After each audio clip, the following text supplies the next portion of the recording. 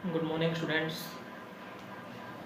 तो आज हम पढ़ेंगे विसर्ग संधि का नेक्स्ट पार्ट है सत्व संधि।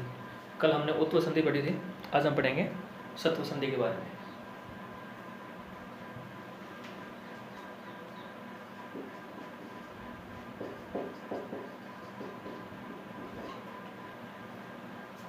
सत्व संधि, इसका सूत्र है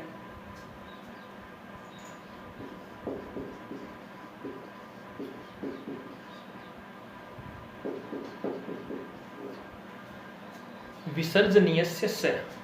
ये क्या कहता है कि विसर्ग के स्थान पर स होता है कब? जब आगे खर प्रत्याहार हो।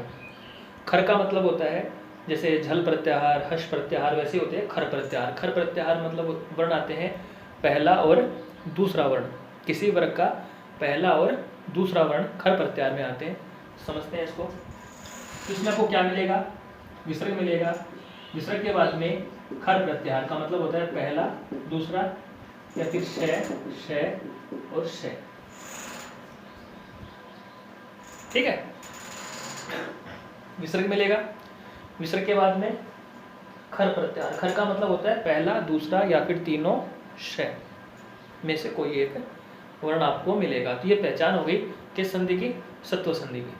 करना क्या है? विसर्ग के स्थान पर आपको क्या करना है? स कर देंगे। क्या कर देंगे? स कर देंगे। अब स भी होते हैं तीन, एक ये, एक होते हैं या एक होता है ये और एक होता है ये। इसको बोलते हैं दंत्य सकार, इसको बोलते हैं मूर्धन्य सकार, इसको बोलते हैं तालव्य सकार। यानी दंत्य सकार, मूर्धन्य सकार या फिर तालव्य सकार। क्योंकि इनका उच्चारण स्थानीय होता है इसलिए इनके नाम भी इस प्रकार है। इस स का उच्चारण हम दंत से करते हैं, इसका मूर्धा से, इसका तालु से, तो इसलिए इनके नाम भी दंत्य सकार, मूर्धन्य सकार और तालव्य सकार है। तो संधि क्या है? सत्व संधि। क्या होगा? विसर्ग के स्थान पर स होगा। कब होगा? जब आगे खर प्रत्याहार। खर का मतलब पहला और दूसरा वर्ण, यानी विसर्ग के पश्चात किसी वर्ग का पहला और दूसरा वर्ण, पहला वर्ण आए या फिर दूसरा वर्ण आए या फिर तीनों श में से कोई। तो क्या करेंगे? विसर्ग के स्थान पर स कर देंगे। ठीक है। अब स भी कौन सा? स होते हैं तीनों। अब कौन सा स करें? प्रश्न ये उठता है। तो इसके लिए सिंपल सा तरीका है कि अगर क वर्ग आगे जो पहला दूसरा अक्षर है वो अगर क या ख में से कोई हो तो हम करेंगे दंत्य सकार। आगे अगर च और छ में से कोई वर्ण हो तो हम करेंगे तालव्य सकार। आगे अगर ट या ठ में से कोई वर्ण हो तो हम करेंगे मूर्धन्य सकार। आगे अगर त और थ में से कोई वर्ण हो तो हम करेंगे दंत्य सकार।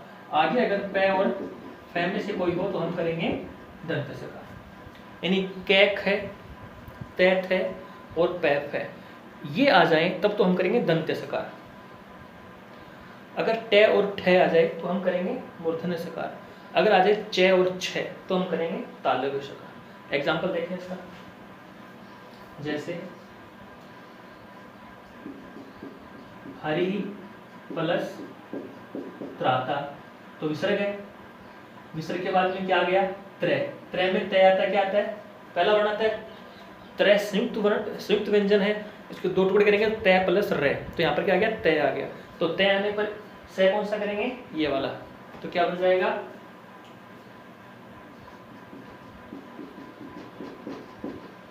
हरिस्त्राता। दूसरा एग्जांपल देखते हैं।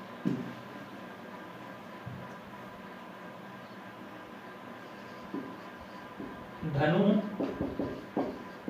प्लस टंकार, तो विसर्ग आ गया। विसर्ग के बाद में क्या आ गया? ट आ गया। तो कौन सा स करेंगे? ये वाला स करेंगे। तो क्या हो जाएगा? धनुष टंकार। एक और एग्जांपल देखते हैं इसका। नी प्लस छल, तो विसर्ग आ गया। विसर्ग बाद में छ आ गया। तो कौन सा करेंगे? तालव्य सकार कर देंगे, निश्चल। आया समझ में? तो सिंपल सा तरीका इसका यही है।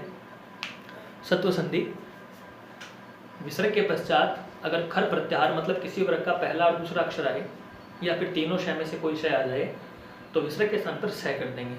अब कौन सा से करेंगे, इसके लिए हमें आगे वाला वर्ण देखना पड़ेगा। आगे अगर क और ख है, या फिर त और थ है, या फिर प और फ है, क ख त थ प फ, तो हम करेंगे दंत्य सकार। आगे अगर च और छ है तो हम करेंगे तालव्य शकार। आगे अगर ट और ठ है तो हम करेंगे मूर्धन्य शकार। अभ्यास करिए इस संधि का, प्रश्न आपकी स्क्रीन पर आ जाएंगे।